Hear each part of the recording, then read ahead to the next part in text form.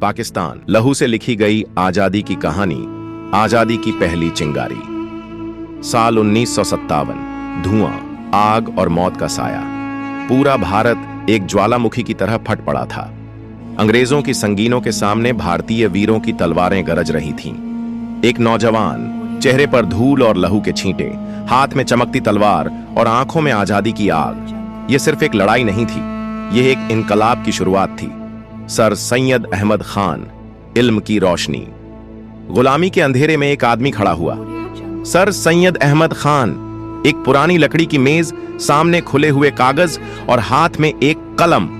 उन्होंने लिखा, अगर हमें अपनी पहचान बचानी है तो हमें तालीम को हथियार बनाना होगा। और वहीं से उठी एक नई रोशनी, मुसलमानों के जागरूक होने की रोशनी। मुस्लिम लीग की बुनियाद 1906, ढाका का एक हॉल। कमरे में जलती लालटेनें, लकड़ी की मेज पर रखे कागज और कुछ संजीदा चेहरे। यहां एक ऐसी तहरीक जन्म ले रही थी जो आने वाले वक्त में हिंदुस्तान का नक्शा बदल देगी। यह था ऑल इंडिया मुस्लिम लीग का जन्म, एक नए सफर की शुरुआत। अल्लामा इकबाल का ख्वाब 1930, चमकता हुआ चांद, गहरी रात और एक तन्हा शख्स जो आसमान को देख रहा था।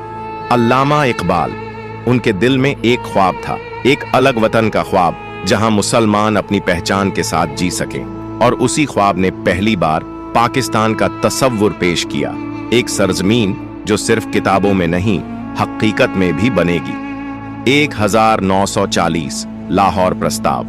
मंटो पार्क, लाहौर, हजारों लोगों की भीड़। हर कोई सांस रोक कर सुन रहा था। और सामने मंच पर खड़े थे Mohammad Ali Jinnah.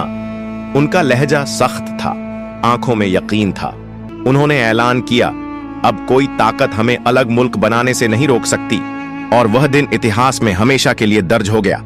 1946, direct action day. Calcutta की गलियों में कोहराम, धुआं, जलते हुए मकान, चीखते हुए लोग। चारों तरफ लाशें बिखरी थीं। इंसानियत का खून हो रहा था। यह थी आजादी की आखिरी लड़ाई, जो जुबान से नहीं, खून से लिखी जा रही थी। 1947, बंटवारे का दर्द।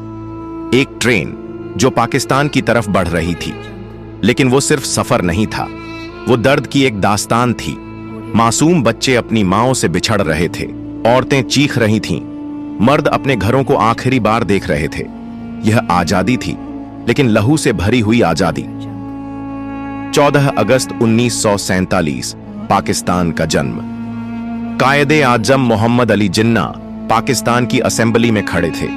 उनके लफ्जों में बिजली की कड़क थी।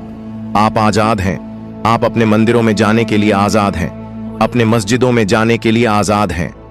और उस रात एक नया मुल्क दुनिया के नक्शे पर उभर आया, पाकिस्तान। पहला झंडा और पहला कदम।